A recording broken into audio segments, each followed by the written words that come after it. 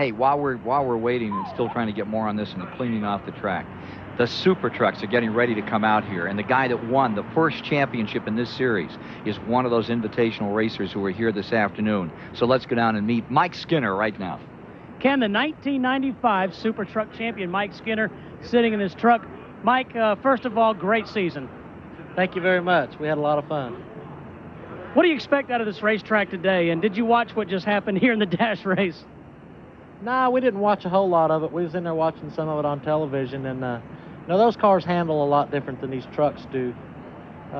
We're using this as a test. We're trying to figure out how we want to come back here. You know, we throw a basic setup under the truck, and we're just going to see how it does. You know, hopefully we can get 7, 8, 10, maybe 15 green laps to find out what it's going to do and how the tires are going to hold up. But I'm looking forward to it. It'll be fun. Mike, what do you think of the racetrack so far and the facility in general? I really like it. It's a good racetrack. You know, a lot of people slip. You just have to really respect it getting in the corner. It's real easy to overdrive this place, and you know, I hope we don't get caught up doing that today. Best of luck, Mike. Let's go to Randy Pemberton, who's with a driver on the comeback trail. No doubt about it. He's off the mend and on the move. He dominated a Winston Cup race a week ago before falling out. Ernie Irvin, sitting in your truck. What about it here, putting these trucks out on this 1.5 mile flat super speedway? Well, I tell you, you know, it's the trucks handle really good here. It amazed me when we got out there. You know, we're running really close to about the same speed we ran in the Busch car.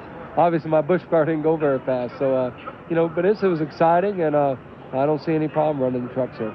Hey, good luck this afternoon. Be safe. Yeah, he gets an ovation wherever he goes these days. Ernie Irvin. Now we're looking, and they're looking at more standings, and NASCAR is considering moving Hutto to 6, and right now that's what's just come up on the computer. They placed him in 6, and that's going to leave Hutto. They're going to have to get another diamond ring. One for Hutto and one for Cottle. Take another look at that finish that brought around the hubbub when it was over, and the hubbub's gone on for about 15 minutes. You see the 74 shoot to the inside. Looks like the 5 just backed up.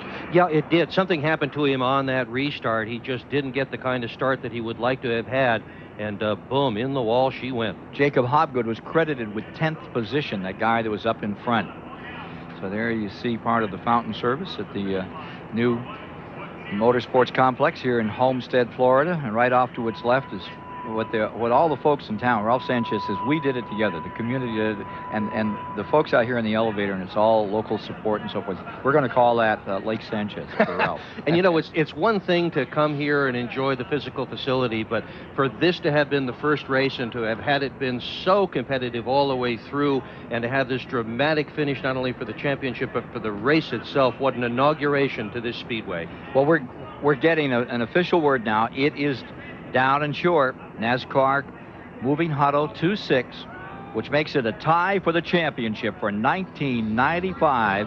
Hutto will win the tiebreaker, 5 wins, and that was just, 2 wins for Cottle on the season. Camera looking over the 1.5 mile. Homestead Motorsports Complex, and we're getting this word from NASCAR. They're going to wait until this truck event is over, and then they're going to sort out this event. If it ended in a tie in the points, it goes back to most wins on the season, 5-4. 5-4, the decision would go to Hutto over Cottle by that 1 win. Hutto had 5, and Cottle had 4 wins on the 1995 campaign. You can't get them closer than that. You get down to the end of the season and go back to look over the whole year, and you win it by 1 win. Yep. Scored earlier on the season. Boy, that's something. But they haven't made that official. That is not official at this moment. They're still over there in a confab. But that move to 6th place, that seems like it will stand. Stay tuned.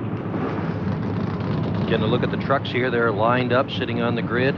Well, you know, we've seen these trucks. We saw them in Denver. We saw them at Milwaukee, and that great show up there. And well, here we are in this environment for them. And your thoughts as you look at these trucks come onto a track where they can pull all the speed that they've got to give. Well, that's the real 2100 foot yeah. straightaway. That's the real concern here is the high speeds. Until today, they have run these trucks only on tracks that are a mile in length or less, and some of their best shows have been on the smaller tracks. And Aerodynamically, these trucks are very, very different than race cars per se. They have aerodynamic lift in the nose when they are at high speed, meaning that the air actually tries to lift the nose off the ground by a few pounds. Not much downforce on the back, nowhere near as much downforce as the race cars had, because what happens is the air hits that big blunt nose, goes right over the top of the roof of the truck, comes down about in the middle of the bed in the back, bounces up and catches about the top 2 inches of the back spoiler.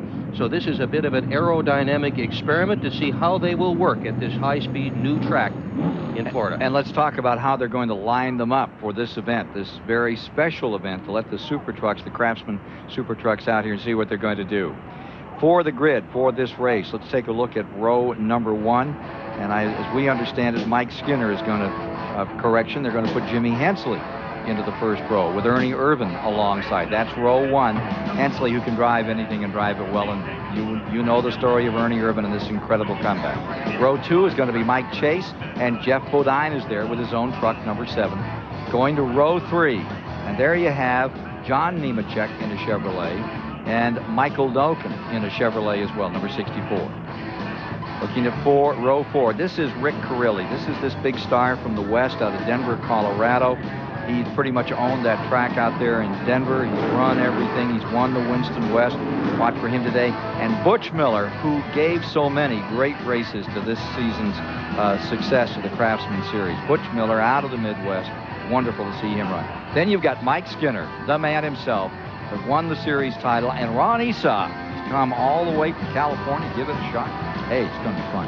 The way they've done this lineup, by the way, is they have done it by points, but they've inverted the whole field. Now, all year long, what they've done is take the guy who was fastest and pretty much start him up front. They did a couple of little inversions, but this is the first time that the very best of the equipment has started in the back. That is with the exception of Esau, who is starting absolutely tail end because he is a late entry. Yeah, and that Mike Skinner turned this track at 41.066, 132.372, and there you're riding with Mike Skinner, who was the fastest out here, and they inverted the field. Hey, this is going to be like a short track race on a mile and a half. Wow. Skinner's strong. He won 8 of these races. They've had 20 of them until today. He has won 8 of them, won the most money. He won 4 of the poles this year. He has really dominated the series. And you're riding with Rick Carilli right now as he gets set to go. Carilli has yet to win one of these truck races. He's been close. He was second at Flemington, but has not yet crossed the line in first spot. Toted all the way in from Denver to run this. There you see that Biscayne National Park right off the back straightaway, looking down toward the Key West area. Actually looking toward the ocean here. Just a few miles down the road. The Florida Keys, all the way down to the end of the United States. It's all here at Homestead. Yeah, Homestead, Florida. The crowd keeps pouring in this afternoon. I mean, we started out okay. I sold out for tomorrow. I think a lot of people had to work, and they've just flown out of work to get here. Look at this. The place is packed. Yep. And they want to see, because the word is first race Craftsman Supertruck Series for 1996, Homestead, Florida. From the blimp, there you get a look. Call that a helicopter, call it a blimp. It's still a great shot. All right, we're getting set on this one. This is 25 laps. 25 laps to get this one undergo. Mike Skinner this season defeating Joe Ruttman and Ron Hornaday. Butch Miller wound up 4th in those point standings. And all season long, the excitement in this particular series of NASCAR, brand new series this year. Went out to Tucson, ran that great winter heat series, got it off to a bit of a start.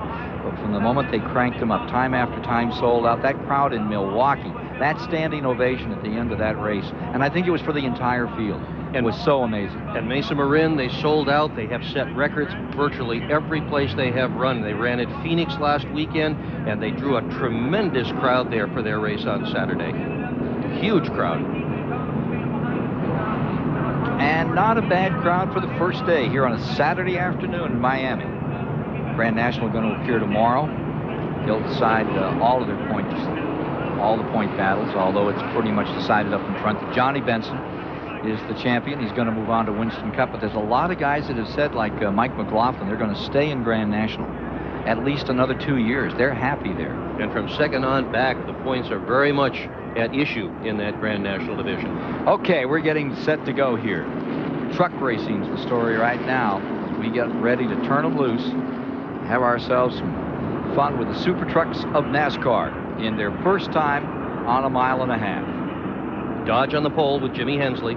Ford on the outside with Ernie Irvin behind the wheel. And that Dodge can give them fits. That's the Dodge that can really carry the mail on a big track. All right, getting down. Turned them loose. Coming up to speed. Bodine dives right to the inside. Make no mistake about it. And the outside, he's just sort of shuffling around there. Out in front goes Jimmy Hensley with the Dodge in front for the moment. Something unusual with this race is that NASCAR has let several of the teams load the truck with live computers to record data to see what's going on during the running of a race. NASCAR usually doesn't let you have a computer in any sort of race vehicle. Riding with Rick Corelli's, he gives you a view coming around the speedway. The Denver, Colorado driver dives down to the inside. Boy, they pick up the speed on this. Here they are in the main straightaway. Hensley drawing away. Bodine pulls down to the inside on Ernie Irvin for second. Field into one. As they're in an overtake on Jimmy Hensley, Jeff Bodine. Driving his own truck this afternoon, wheels it off and comes after him in the X-side Ford.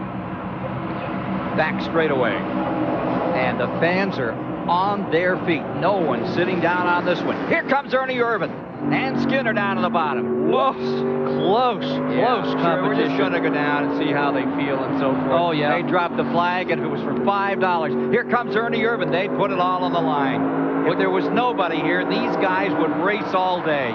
3 wide, now back to 2 wide. Skinner goes out in front.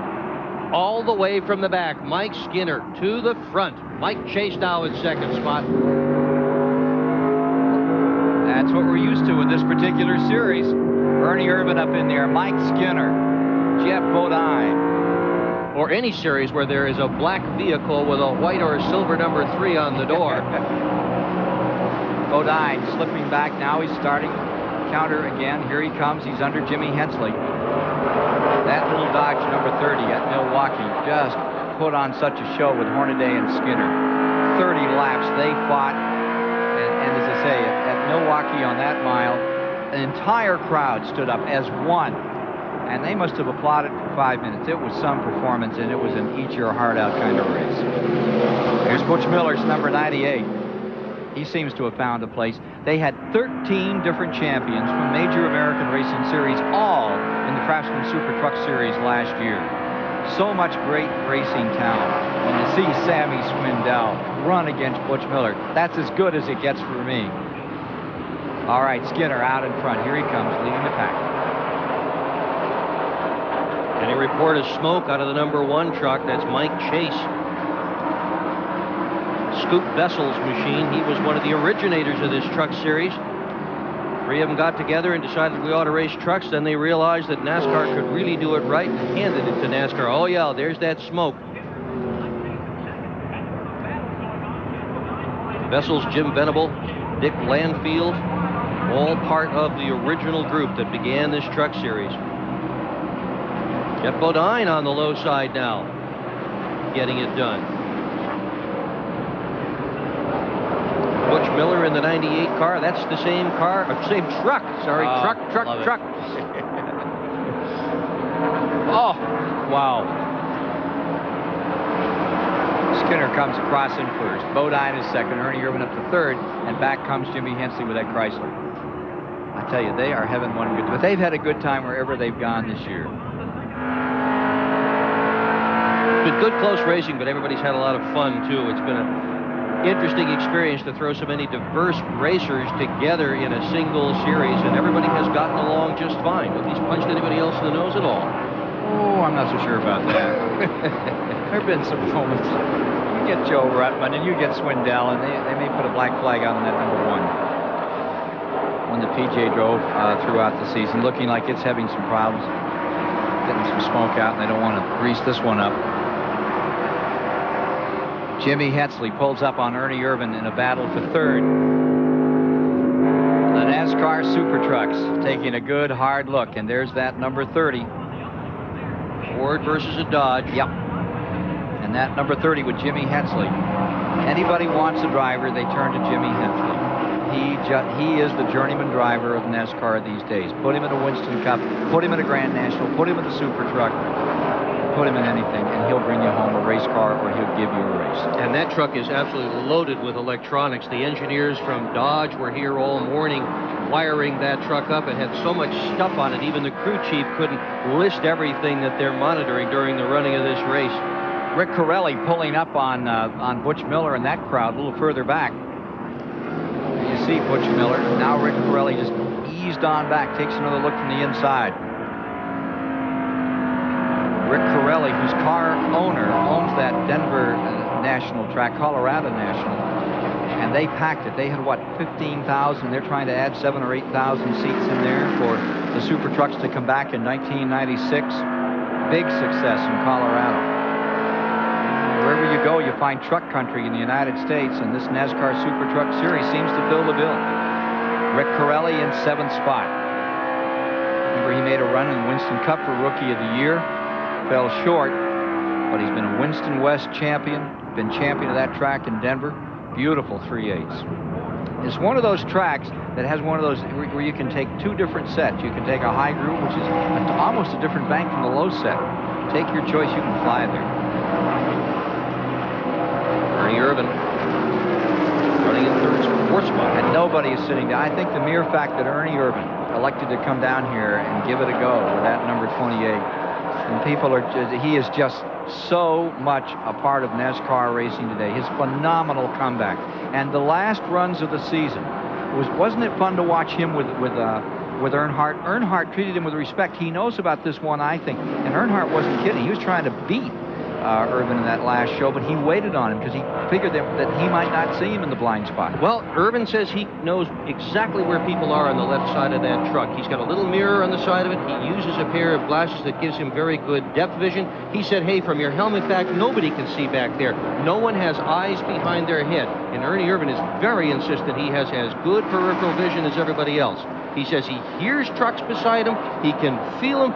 He has a spotter up there. He says he is no more of a handicap here than any other driver. The only driver with eyes in the back of his head in the last decade has been Earnhardt. And he has the wide, and seriously, he sees a camera almost behind him move, drives him nuts. Hey, let's get down to Randy for just a moment. I just want to make an update on Ernie Irvan's truck. Speaking to him just before we interviewed him before he rolled off. Have a little trouble talking today, been a long day.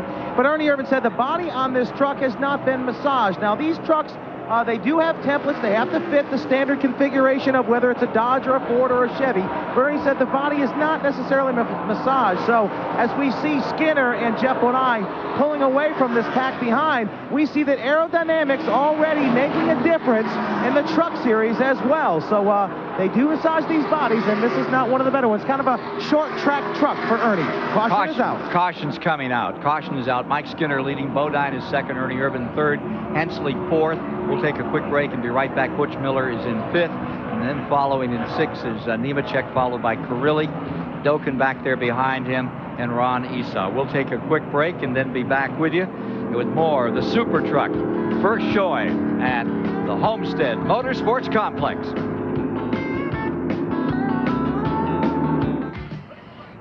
Fighting back, we're just back under green, and there you see them on the break going into turn number 1, headed for turn 2. Ernie Irvan was up on the top, and they shuffled that one in a hurry. Into the back straightaway. We can pick up on those leaders. It's Jeff Bodine in the lead. He has not yet won in this truck series. Got 2 seconds, but no wins. Here's Butch Miller in the 98. Crowding the bottom, running them 2 wide. Wide open, picked up the speed by about 25 miles an hour over the Dash Series cars. Here's Skinner on the outside. It's the same truck, the number 98, that won in Erie, Colorado. Miller got done with that win and spun the truck, did a 360 right in front of the grandstand, and they did love it. Butch Miller, that gray vest, is taking a wide line in there, follows him in as they race it hard down into turn number 2 and out into the back straightaway. Here comes Ernie Irvan under Skinner in the 28. Ernie Irvan back up into third. Bodine, Miller, then Skinner and Irvan continue their own war. Yeah, look at the dent in the right front fender of Irvan's truck. He has come into contact with somebody. Lean on Me is the grand old song here. And I'll bet it was Skinner, because they were running awful close together.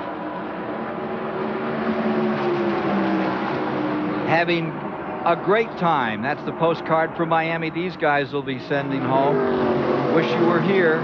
175 miles an hour, feels great. Look at Skinner in the number 3, pushing it right through the corner. Now we've got the official word on the decision from that Goodies Dash Championship race. Here it is. Hutto will get 6th position. That's 6th place in the race, and he wins on a tiebreaker, 5-4 over Cottle. Cottle 4 wins, Hutto 5 wins. Hutto is the Goodies Dash champion for this year. Another memorable title back in 1961. A couple of folks from up in New York State. Billy Wimble, number 33, and Dick Nephew from Plattsburgh, New York. They went at it right to the end of the season. And in those days, they didn't have a tiebreaker situation. They called them co-champions, Billy Wimble and Dick Nephew. They're still arguing up there about that one. Let's get out of Steve Burns with some very happy people. Ken, with a young and emotional NASCAR champion, the youngest NASCAR champion ever, David Hutto. Congratulations. You're right, it's emotional, you know. I'm glad we could do it. First of all, I'd like to thank God, you know, if it wasn't for him, I might not get started back going across the white flag. But I'd like to thank Shell Fire and Ice, also ETD, and Gateway Shell, and Jan and Mike Moore. They've worked with us. Shell has been working with us all year, and Jan and Mike Moore, they've been working with us for this race, and they've done a great job, got us plenty of exposure for this race, you know. My dad, he's great, you know, if it wasn't for him, I couldn't be racing either, you know. And I'd like to thank all the people back home, you know, and all the people in the stands. I love Homestead, Florida City. You know, they made me right at home. Glad we come down here and race and come back again. Okay, congratulations, and Dad, congratulations as well. Mike Skinner's off the pace. A Shell Fire and Ice story for sure here today. Iced for a while, fired up at the end. There's your winner of the entire series. And out here in the truck race right now, Butch Miller has gone in front. Jeff Woodine is in 2nd. Mike Skinner back up a little, 3rd. Ernie Irvin is in 4th. Jimmy Hensley is in 5th. Rick Corelli is in 6th. Irvin just moved into 3rd. Just as you said that, Irvin got by Skinner. Butch Miller on the lead. He has 1 win in 1995. Jeff Bodine in the 7 has won nothing in 1995. He won 3 Winston Cup points races last year. And I'll tell you what, every time any of these positions up front change, these people in the grandstand go nuts. They are all still standing. Big crowd here, all on their feet, watching the trucks have battle. And every time there's a move up in front, and particularly when Irvin swings it in there to take a shot, this place just erupts. It's dramatic to see a new facility open, one as beautiful as this, and then to see these very top drivers NASCAR has amassed come out here and try out their trucks and have a great time. Wow, that was Skinner. Look at that move. Boom, to the bottom of the racetrack with a number 3. Thought he was in an IndyCar. Stuck it in. He got it done. Yeah, got it under Irvin. Don't worry, Ernie's thinking of something for him. Butch Miller stays on the point. Miller is in front. Jeff Bodine is in 2nd. This is neat.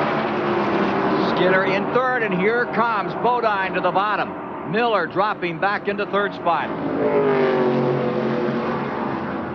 Bodine takes him right to the wall. Into 2. Now down that 2,100-foot back straightaway here in the greater Miami area. Former Daytona 500-mile champion Jeff Bodine puts it on him. Skinner staying right with him. 5 to go when they hit the line this time. Maybe we shouldn't say hit when they're running that close. Yeah. They are so close out there. They are going to come out, every one of them smiling. Here's Skinner looking on the inside, coming after Bodine with 5 to go. Yeah, but Bodine moved down to protect that bottom, and he got it done. Held Skinner off. Ernie Irvin line 4th. Looks to the inside. Playing bumper tag at over 170, 75 miles an hour out here. Hensley in the Dodge has faded. I shouldn't say faded. He is in there. Hensley in the Dodge is 5th. Look at this battle for the lead. Skinner ready to put the bumper on him. Oh, look at this. I want to come through. How do you do? Knock, knock, who's there? Skinner's the name. This is not good for concession sales at Homestead. Jimmy Hensley lies 5th with that Dodge. Corelli is back in 6th. You can See those hoods fluttering around. That's the aerodynamic lift that they are experiencing here. Here, trying to lift the nose of the trucks off the ground, about 75 pounds of lift for most of them. For these guys, we've said it so many times, but I think it is what makes this sport so great. If there was no one of these grandstands and it was for 25 bucks and they could bring their trucks in and everything's even, they might go out and doodle, running around. They end up racing and loving it. They just never lose that spirit. They're a very special breed, and thank God that they're at a point now in this racing. Look at Bodine coming back on Skinner with 3 to go, with the money where it is, and continuing to increase year after year in NASCAR. Oh, Skinner to the inside, sliding to the inside. Look at cost this. Him a little. And Butch Miller. And look at Ernie Irvin. He threw one on and made Miller lift or take the wall. How did you do? Wow. Michael Doken in the 64 has pulled out. Yeah. Maybe he just wants to watch this thing in. I don't blame him. Oh, look at this. There's Bodine. And if you think he's going to give an inch to Skinner right now, seen Bodine racing modified years ago. There's no give in him. He's going to stay there if he can. Yeah, and look at him trying to pull him out. There we have it. Something new here at Homestead. Jeff Bodine all the way to the bottom to protect that bottom. Shades of Neil Bonnet years ago at Pocono International Raceway. Wouldn't Neil have loved this track? Yes, he would. Yep. And the trucks, this whole deal. He would have got out and smiled for about 15 seconds. You know what we got to do? What we got to do is, and then he'd go through a litany of about 20 things that everybody'd have to change, and that poor crew, they'd go to work, and he'd come through. That's the deal. Take a look at Skinner coming back on the inside. Laps running down. White flag about to come out. Top 2 pulled away. They've got about 6 truck lengths on Ernie Irvin in 3rd. Jeff Bodine is on the point. Slotted in 2nd. There you see the 1995. Zoo! Just wanted to see how that wall felt out there. Brush it off. Skinner there. And here comes Irvin. I think they both hit it. I think they both touched the wall. I'm pretty sure Bodine creased it.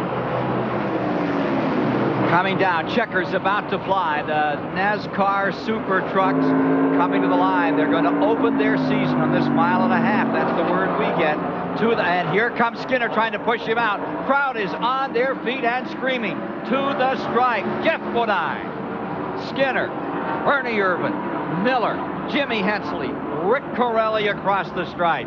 Hey, that was fun. John Nemechek finished himself 7th. We'll take a break and be back with some closing thoughts this afternoon from the great Homestead Motorsports Complex. The Miami Inaugural from Homestead Motorsports Complex has been brought to you by Chevrolet Trucks, the most dependable, longest-lasting trucks on the road. And by Jiffy Lube. If it doesn't say Jiffy Lube, it just isn't Jiffy Lube.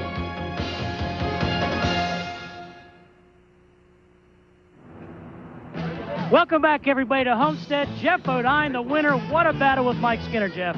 Yeah, sure was. We've had a few of them this year, and this time we came out on top. We're glad for Exide for Ford, F-150 for Tandy Tucker Salsa, LA West Vans, Bosch, Napa. You know, we wanted to win a race in this series before the year was over. Yeah, we know this isn't a points race. Yeah, everybody wasn't here, but we still won, and it feels just as good. Yeah! Way to go, Jeff. Let's go back to Ken Squire. If you think he feels good, think about Rock Hill, South Carolina tonight, where they're going to be celebrating the championship of David Hutto, who came home first in the point battle, one of the most dramatic finish of any NASCAR series. Take a look at these results, Dick, and your thoughts here today. Well, Jeff Bodine needed that win, Ken, every bit as bad as so many communities in America need a racetrack like this one. What a big day. Well, it's over for this afternoon. It's been an exciting day of racing at a brand new facility that's going to change the way many Americans feel about motorsports. On behalf of Randy Pemberton and Steve Burns, Dick Berggren alongside, I'm Ken Squire. We hope you've enjoyed the first day of racing at the Homestead Motorsports Complex. And American racing thanks you, Homestead.